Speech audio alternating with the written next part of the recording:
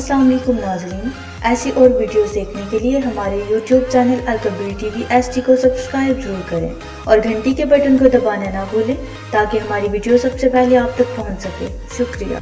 हाय हा नंबरदार बड़े दी थी गन हाथ चिड़िया दिखाया न कहीं को ठगी लाई न कुछ कीते एक गिरी वाला पर्ची ते मैं अक्सर मैं अपनी घिरनिया बुढ़े दवाई ते मेरी कोई मदद करो उन्होंने को सारे झाड़ पैसे इकट्ठे की जेब घत्ती आसा मैं ओ फलानी जगह मेरी खाला रांधी है ते उनके घर वजने ते मेरे को किराया कोई नहीं उत्थे दवाइयां पईयां इो कार कार के अज ना सारी को पैसा लुटे ना उठियो नंबरदार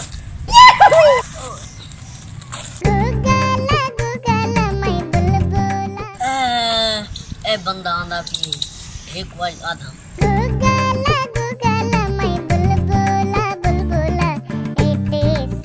अस्सलाम वालेकुम भाईजान।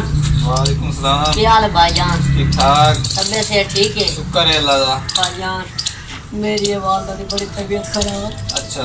ते मैं बने अपनी खाला के घर।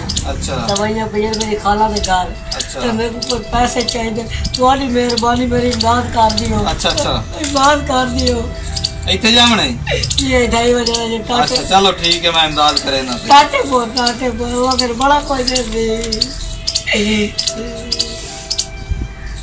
अल्लाह ये बदल बड़ी मेहरबानी अल्लाह तेरी सलामत रखे शाला जिंदगी मुक्ति।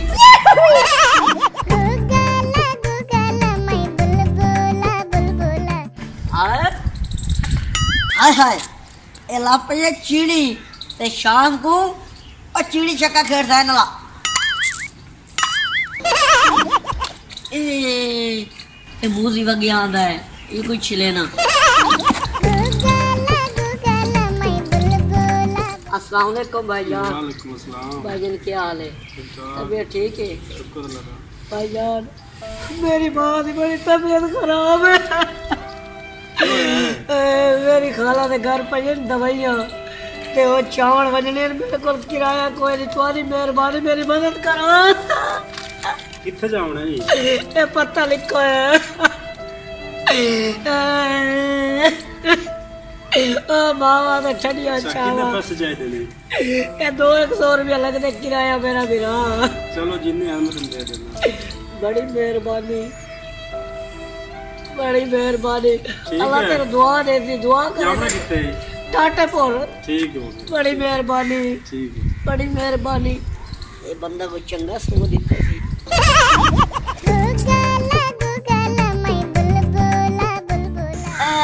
ए काला खूबसूरत लुंडिया मुच्छां ला ठगे ना ए आज तक झाड़ियां लगी है जुमेरात ते भरी मुराद। टंगे वाला खैर मंगता टंगे लोर बहावत अस्सलाम वालेकुम भाईजान। वालेकुम सलाम। भाईजान क्या हाल है? अल्हम्दुलिल्लाह मेनू की बोतल लगी है की गल है? भाईजान हां जी तेरी मेहरबानी मेरी वालदा की तबीयत खराब है ते मैं टाटे पर वजना खाला दे घर दवाई चावल कोई मेरी इमदाद कर दे वे। अच्छा हां जी भाईजान तेरी इमदाद और गोट हां आ फादे जरा ओ मेरा बच्चा मैं तो समझा नकल लाइया तू ही बताया और मैं ही पर्ची लाई बताया देख हां मैं ही खाला दे घर जावना तू ये काम वाला है पेटी भिरा आया सामने रास्ता पे निकलने वाली कार कहां दे पोतरा सारे मेरे वर्गे इकट्ठे थे वजन 2 महीने हो न जमया अंदरे लोक बन वजना आई तू।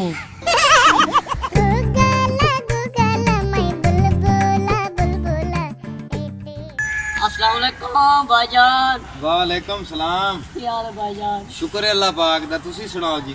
भाईजान हां जी उन्हें अगर मैं इंतहाई गरीब आदमी हूं मेरी वालदा की बड़ी तबीयत खराब अल्लाह चंगी करे सेहत देवे अल्लाह ने। खाला ने घर वजने दवाई चावल टाटापुर तुसा मेरी कोई इमदाद कर दियो तुम्हारी मेहरबानी।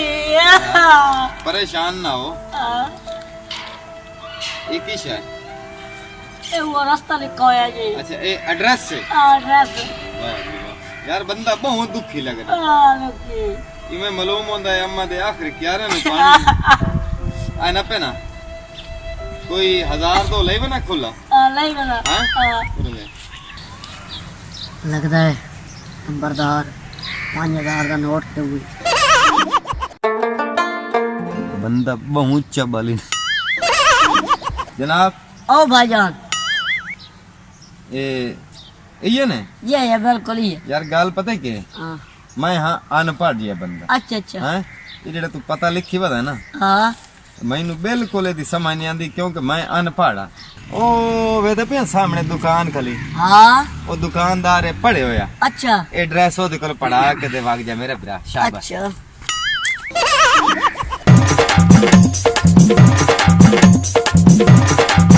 ओ मेरे पैसे दे दे हेलो ओ पैसे मेरे आ जेड़े पैसे कमाए वो कितनी में दे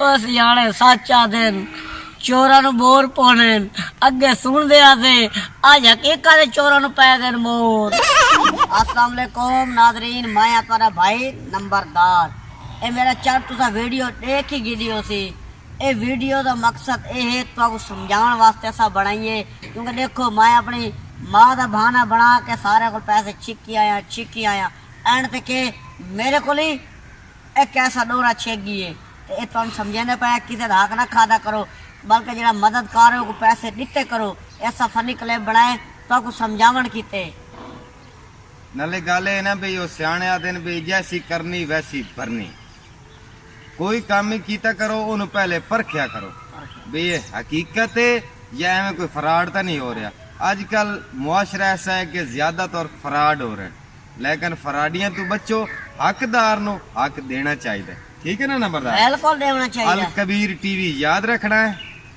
सब्सक्राइब करना है लाइक शेयर कमेंट बड़ी मेहरबानी हुण असीं तुहाडे कोल इजाजत मंगने आए अपना ख्याल रखा है पाकिस्तान जिंदाबाद। अस्सलाम वालेकुम नाज़रीन, ऐसी और वीडियोस देखने के लिए हमारे YouTube channel Al Kabir TV HD को सब्सक्राइब जरूर करें और घंटी के बटन को दबाना ना भूलें ताकि हमारी वीडियो सबसे पहले आप तक पहुंच सके। शुक्रिया।